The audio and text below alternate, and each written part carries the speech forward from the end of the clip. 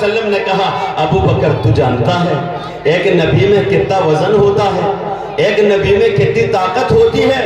اے ابو بکر، ایک نبی کو نبوت تب دی جاتی ہے تب وہ 40 مردوں کا مقابلہ کر سکے، 40 مردوں کی طاقت سے نوازا جاتا ہے۔ اے صدیق اکبر، کیا تو بار نبوت کو اٹھائے گا؟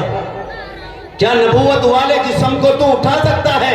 حضرت صدیق اکبر پھر گویا ہوئے، حضور کے دامن کو پکڑ لیا۔ یا رسول اللہ، آپ تو اللہ کے حبیب ہیں، آپ اللہ کے محبوب ہیں، ایک بار رب سے کہہ دیجئے میرا کام بن جائے گا کہ صدیق نبوت کے بوجھ کو اٹھانے کے قابل ہو جائے۔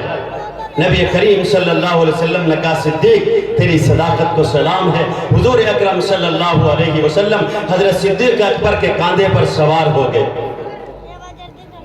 یہ بتاؤ کوئی فاصلہ تو نہیں بیچ میں، حضور بیٹھے ہیں، پہلی خلافت نیچے ہے، آخری پیغمبر اونچے ہے، اسے کہتے ہیں خلافت بلا فصل۔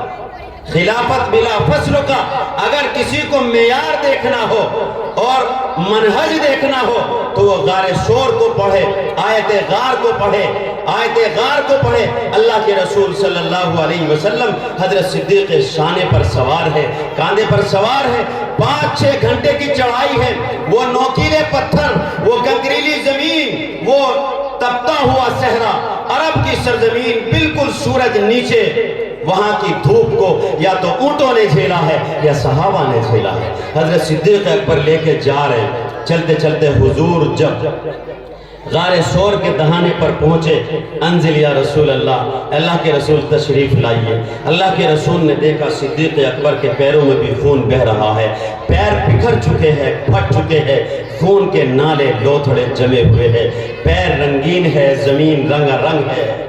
حضور نے پوچھا اے ابو بکر تیرے پیروں میں بھی تو خون بہ رہا ہے، تیرے پیروں میں بھی تو خون بہ رہا ہے۔ کہا یا رسول اللہ صدیق کے ایک جان ہے، اگر 1000 جان ہوتی اور 1000 ابو بکر آخری پیغمبر قربان ہو جاتے تو بھی سودا سستا تھا۔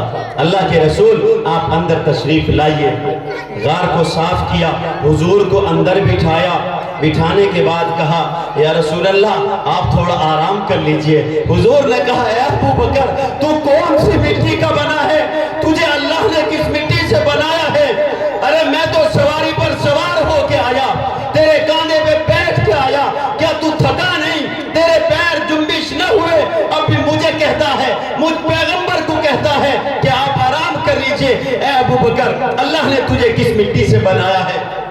کہا یا رسول اللہ نہیں، میرے ماں باپ آپ پر قربان ہو۔ اللہ کے رسول میری تھکن تو جب میں آپ کو دیکھتا ہوں میرے غم ختم ہو جاتے ہیں، میری تھکان اتر جاتی ہے، میں پیاس اپنی بھوک کو بھول جاتا ہوں۔ اے اللہ کے پیغمبر جب آپ کا نظارہ کرتا ہے ابو بکر تو کیا پیاس کیا بھوک مجھے پتہ نہیں، میرا رب جانے، میرا رسول جانے۔ اللہ کے رسول آپ سو جائیے، اللہ کے رسول آپ سو جائیے۔ نبی پاک صلی اللہ علیہ وسلم نے حضرت صدیق اکبر کے داہنے پہلو پر سر رکھ دیا اور سو گئے۔ کیسا منظر ہوگا، کبھی صدیق اکبر باہر دیکھتے، کبھی نور نبوت کو دیکھتے، کبھی چہرے انور کو دیکھتے۔ ایسا بھی دنیا میں کبھی تاریخ میں کوئی منظر دیکھا ہے؟ کوئی فاصلہ تو نہیں۔ حضور کا سر ہے، صدیق اکبر کا داہنا پیر ہے، یہ ہے خلافت بلا فصل، پہلے نمبر کے خلیفہ، یہ ہے پہلے نمبر کے خلیفہ۔ اللہ کے رسول صلی اللہ علیہ وسلم اٹھے، کہا ابو بکر تو بھی سو جا، آج صدیق کی رکھوالی نبی اور پیغمبر دے گا۔ کیا مقام ہے! 3 دن حضور نے غار میں گزارے، کبھی میرا پیغمبر سو جاتا، کبھی صدیق اکبر سو جاتا۔ حضور اپنے ابو بکر کو دیکھتے، کتنی بار محبت کی نظریں ڈالی ہوگی، کتنی بار پیار چھلکا ہوگا، کتنی بار دل بھر بھر کے آیا ہوگا۔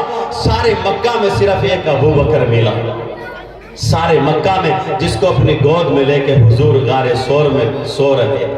سامنے کفار مکہ آئے، اللہ تبارک و تعالی کہتا ہے اذ ہما فی الغار اذ یقول لصاحبہ لا تحزن ان اللہ معنا۔ حضرت صدیق اکبر نے کہا اللہ کے رسول وہ تو آ گئے، وہ سامنے کھڑے ہیں، ہمیں ڈھونڈنے والے، پکڑنے والے۔ اللہ نے پہلے کبوتروں سے کہا جا کے انڈے دے دو، مکڑی سے کہا، یہ بھی مستند واقعہ ہے، فرضی بات نہیں۔ مکڑیوں نے جالا بنا، اللہ نے کیسے جانوروں سے کام لیا اور اپنے نبی کی حفاظت کی۔ اب اللہ تبارک و تعالیٰ نے جب قرآن کو نازل فرمایا، اللہ نے فرمایا ابو بکر ڈرو مت، اللہ ہمارے ساتھ ہے، اللہ ہمارے ساتھ ہے۔ یہ ہے حضرت صدیق اکبر کا مقام اور حضرت پہلی خلافت کا اصل منصب، اصل منہج، اصل مبدأ اور معاد۔ اللہ کے رسول صلی اللہ علیہ وسلم